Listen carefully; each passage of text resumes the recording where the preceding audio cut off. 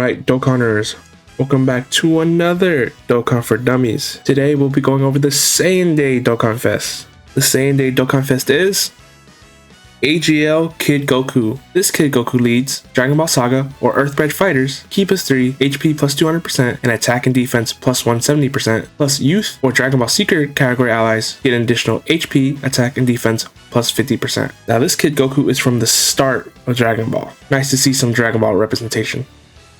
So let's talk about Kid Goku's passive skill. For stats, Goku gets attack and defense plus 200% and an additional defense plus 200% when receiving an attack. Goku also has an entrance with another Dragon Ball Saga, Youth, or Dragon Ball Secret ally on rotation. Upon Goku's entry, the animation will activate. With this animation, Goku gets damage reduction plus 40% for 7 turns and an additional super for 7 turns. Now, when using Goku, you always want to max out his Ki. When Ki is 12 or more, Goku gets an attack plus 100%, 55% crit chance for the turn, and a 22% dodge chance for the turn. Essentially, once you get to 12 Ki, Goku gets a little bit of everything. Now, defensively, Goku does not have a lot. He only has a 20% damage reduction. The main aspect of Goku is his attacking. He has an additional that has a 70% chance to be a super, and he gets attack plus 50% up to 200% for every super performed.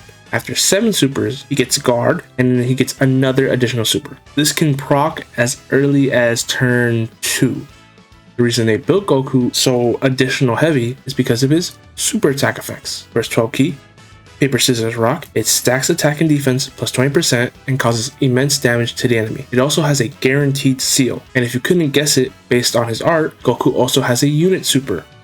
The unit super, Miraculous Romantic Adventure, also stacks attack and defense plus 20% and causes immense damage to the enemy. This one, however, is a guaranteed stun. Now, to get this unit super, it just requires a Bomo on rotation. Goku also comes with an active skill. The active skill, Goku Goes Fishing, can be activated on turn 3 from start of battle. This allows you to recover 30% HP and gives Goku Ki plus 3 and attack and defense plus 30% for the rest of battle. The active skill alone makes Goku pretty busted. Now let's take a look at Goku's animations. He has an entrance, 12 Ki, a unit super, and an active skill.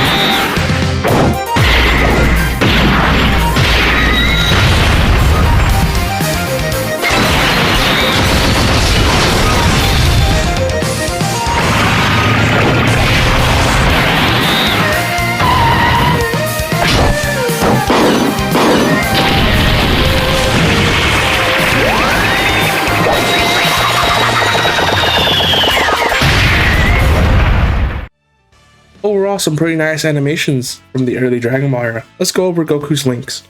This Kid Goku has a pretty typical Dragon Ball era link set. He has the Innocence, which is attack plus 15%, All in the Family, which is defense plus 20%, the Saiyan Lineage, which is Ki plus 2, and attack and defense plus 5%, Infighter, which is attack plus 15%, and enemy defense minus 15%, the Incredible Adventure, which is Ki plus 3, and attack and defense plus 7%, Guidance of the Dragonballs, attack plus 20%, and crit chance plus 7%, and Fierce Battle, which is attack plus 20%. As always, all links shown are link level 10. Not a super useful link set, considering most of these are like Dragon Ball specific, the Incredible Adventure, Guidance to the Dragon Balls, but All in the Family, you know, the usual Fierce Battle, those ones are pretty good. Now, what do I think is the best case scenario for this Goku? Well, yeah, stack, stack, stack. Goku is built around his stacking. He does better in long-term events. The more supers he does, the better he is. His intro is there to help him early on as he builds. He might not be the best for the hard-hitting short fights, but in the new battles like the festival that are super long, really built for stacking characters, he will do really well. What is my hidden potential build recommendation? Based on first looks, it's dodge, then additional, then crits. I say some dodge just to help protect him while he builds up. That way, in case a super has to go his way, there's at least a sliver chance he survives it, because just 60% damage reduction is not enough in most modern content. Obviously additionals, because he's a stacker. You don't need a ton of these because he's going to stack anyways, and too much additional really negates the purpose because each attack procs it. And then crit is built in. When you get 12 key, he has a 55% chance to crit, so it's not super necessary, but if you really like him to output a ton of damage, that's ultimately your choice. I also think for like the EX skill orbs or the skill orbs in general, some raw stats would go really well because he is a stacker. Now, for categories, since this is the early Goku from the beginning of Dragon Ball, he's not on a ton of categories. The categories he is on are the following: Dragon Ball Saga, Earthbridge Fighters, Youth, Dragon Ball Seekers, Low Class Warrior, Pure Saiyans, Goku's Family, and Bond of Parent and Child. Once again, very small category list, but there are some pretty good ones. Earthbridge Fighter, Pure Saiyans, Goku's Family is always good, just to really have a leader. Now let's transfer over from the Dokkan Fest over to the side banner unit. The side banner unit for the Goku is Int Chi-Chi Youth. Chi-Chi leads Youth or Dragon Ball Saga, Ki +3, HP, attack, and defense plus 130%.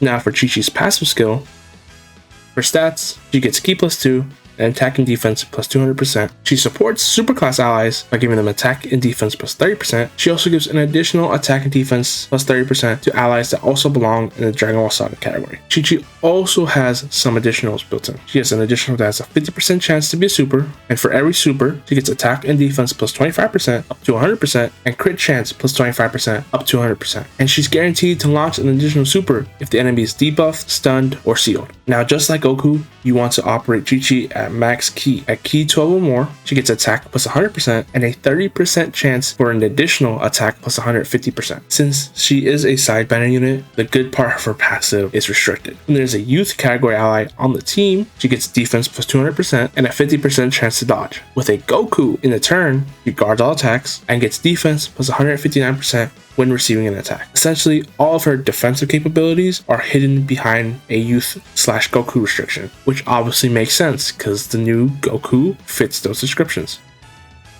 Now, Chi-Chi only has one super attack. The 12 key laser beam attack gives attack and defense plus 30% for one turn and causes immense damage to the enemy. It also lowers enemy attack and defense by 20%. This is pretty useful in events where you can lower enemy attack. Now let's take a look at Chi-Chi's only animation, which is her 12th key.